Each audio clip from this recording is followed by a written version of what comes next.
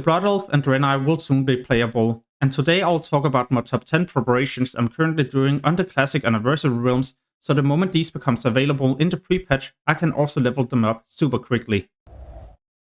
The first thing you would like to do is to reserve your name on another character, and the moment the pre-patch goes live, you delete this and use it for either your Draenei or Blood Elf. Next, you would like to start buying different consumables, as those will have such a huge impact on your leveling speed at lower levels. For example, the magic candle that can be used the moment you create your character. You farm this in Elven Forest from these creatures, and yes, both factions can obtain them. It is amazing as a fresh character without any range abilities, and it also deals a high amount of damage, which is why it's so overpowered. What you should also consider buying is scrolls. You can use those at level 1, there's going to be some at level 5, 10, and all the way up to level 55. These scrolls will definitely have a positive impact on your leveling, which is why I'm also recommending them. Magic Dust is a consumable with a low drop chance from the dust levels in Westfall. I know they are fairly expensive, but then again, being able to CC someone for 30 seconds is amazing whenever you're fighting 2 targets or more. This will not only be helpful at low level, no, in fact also when you're going to level up in Burning Crusade or do dungeons on heroic mode. I also like to use it whenever I'm low on health and I need to get away without dying. The Swiftness Potion increases your run speed by 50% for 15 seconds. The great thing is that it only requires you to be level 5, so you can use this early on to get around a bit quicker, or just to get away if you accidentally pull too many enemies. While you're at the auction house, you should also purchase the Swim Speed Potion. This increases your swim speed by 100% for 20 seconds. This is a massive difference, and why I'm always using it to save myself a bit of time. Before I move on to the next topic, then there's one last consumable I would like to highlight, the Invisibility Potion. I always use it whenever I need to get to a specific location where I don't want to deal with all the nearby enemies. With a potion like this, I can just skip all of them and move to a quest objective or just to an NPC I need to interact with. Moving on to the next topic, Enchants. On the auction house, you can sometimes find low-level items with enchants, so you don't need to find an enchanter yourself or level up this profession. But what is the best enchants for a low-level Blood Elf Paladin or Draenei Shaman? On our weapons, we could for example get Crusader or Fiery Weapon. Both of them are strong, especially Fiery Weapon if you enchant this on a skinning knife, as the knife's attack speed is 1.6 seconds, which allows you to also practice enchant more frequently. It is of course nice that at low level, the Fiery Weapon is pretty much also one-shotting an enemy, but then again, it's not always proccing, and that's why I actually like Crusader way more. Even though Crusader's proc chance is also low, then it's going to improve your character's performance by a high amount for 15 seconds. My damage is now way higher compared to the Fiery Weapon proc.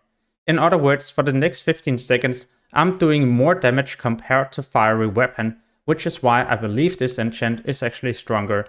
What you also gotta remember is that whenever Crusader procs, it's also healing you, and the healing is pretty decent at low level.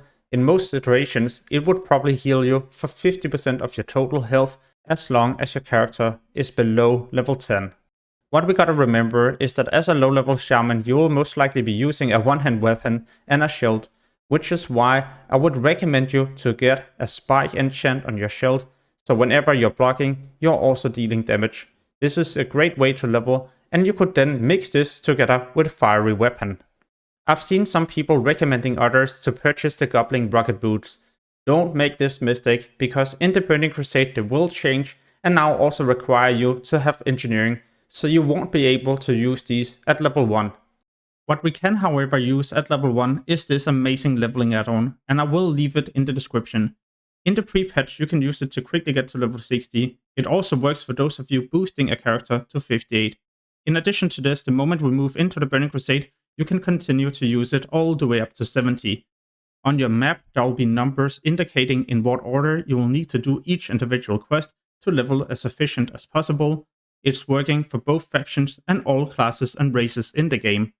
And of course also the paid version that comes with amazing features such as an attunement guide for Burning Crusade, reputation farms, daily quest, how to gear up a level 58 character boost, and of course quests we can prepare to quickly get to level 62 at the release of Burning Crusade. All of these things will be in the paid version, including the guide that works all the way up to max level. By using the link below this video, you will also be getting a discount. Moving on to the next topic, items I prefer to buy to increase my leveling speed. What I'm mainly trying to buy is definitely going to be weapons, as those will have the biggest impact on your leveling speed, at least when it comes to solo leveling. As a future Blood Elf Paladin, you could stack up in 2-hand weapons, where as a Shaman it could also be 2-hand weapons, but also 1-hands, as you will be able to dual wield at level 40, playing as enhancement of course. You could also buy leather, mail and plate items. If you're playing Shaman, remember you won't be able to equip mail items until level 40, where as a Paladin you will unlock plate at level 40.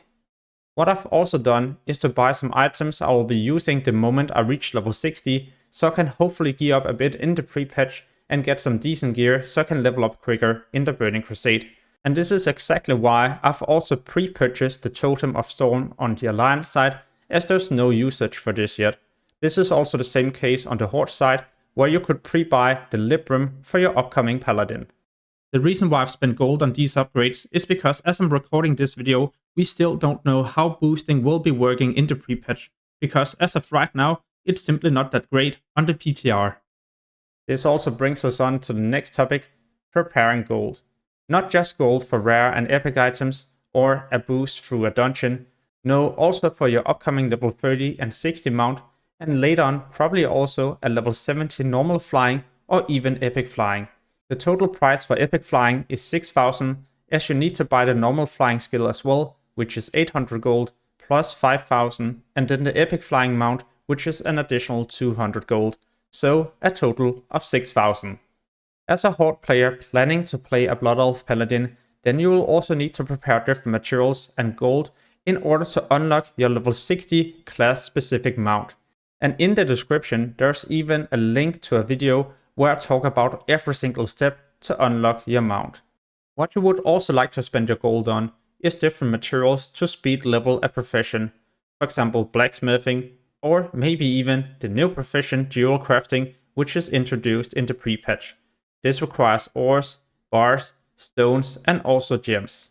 I'm not planning to level this profession myself, as I'll stick to leatherworking and enchanting on my own shaman. Which is why I've also purchased different formulas and patterns so I can level up a bit easier. But why am I buying cloth, as I won't really need this for any of the 2 professions I'm planning to level? Well, there's a good explanation. It is to prepare experience, which is the next topic in this guide. In each individual main city, you can hand in 60 wool cloth, silk, mage reef and rune cloth and get a decent chunk of experience. You won't be able to do these the moment you create your character, as you also need to level up, and as you get to higher levels you will also unlock new quests where Mage Reef and Rune Cloth requires you to be pretty high level. On the auction house you can also buy different items needed for a quest, for example the Green Hills of Stranglethorn. I've purchased all of the pages, and the moment I get to this zone, so probably at around level 33 or so, I can hand them in and also get 1/3 of a level pretty close to instantly.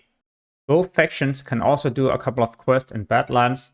At this goblin you can pick up a quest where you need to provide 4 buzzard wings. You can farm these yourself or purchase them on the auction house. It's also the same case with the next quest where you need to hand in 9 blue pearls. The blue pearls can be bought on the auction house or farmed under the water in Stranglethorn. Nearby you will also find this gnome. He tells you to bring a frost doll, which is crafted with the profession alchemy. Once you hand in this, you're going to be given a follow-up, and this tells you to bring a material or well an item crafted as an engineer. At around level 50 you will head to Angora Crater. At the northern part there will be a cave. In here there will be a gnome you need to speak to, where you need to hand in 7 different crystals.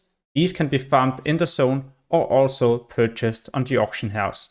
The insane thing is that it also unlocks 3 easy quests to complete in the zone, and they're rewarding a ton of experience. Outside the cave there's also going to be another NPC you gotta speak to. It can be found down this path, so as you're about to enter the camp area. Speak to the dwarf here, and yes, it's also doable as both factions. She's telling you to enter a cave at the northeastern part, marked here. In the cave, you will find yourself a gorilla, where you gotta hand in the quest and pick up the follow-up.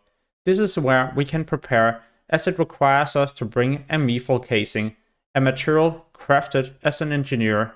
By preparing this, you will then be able to also unlock a follow-up, where you need to escort this NPC back to the camp. Another preparation you could also do is to buy bags for your upcoming characters. I'm not buying bottomless bags myself, as they're way too expensive, and also not mooncloth bags.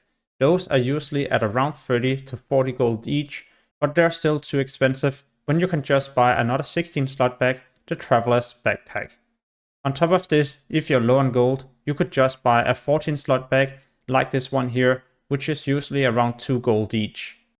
The next one is for those of you who would like to min-max as much as possible. You could buy many beet juice and then destroy these on your upcoming character to quickly get reputation with Sandalite Tribe. By becoming exalted, you will unlock different shoulder enchants, and these will still stay relevant in the beginning of Burning Crusade. And this preparation can also help you reach level 61 a lot quicker, but I will cover that in another video. You should also figure out the best talents for your character. So what will be the most efficient for example solo leveling or dungeon leveling. Meanwhile, you could also be looking for a guild who are recruiting future shamans or paladins and then try to reserve the spot before everyone else. In the pre-patch, you can then spend time progressing with your guild in raids such as Naxxramas, so you're ready for your Burning Crusade journey. When the pre-patch goes live, there's also going to be many preparations you can do at max level, and those I will soon cover on my channel, together with many other useful Burning Crusade guides. And you definitely don't want to miss those, which is why I would highly recommend you to subscribe and hit the notification bell. Peace.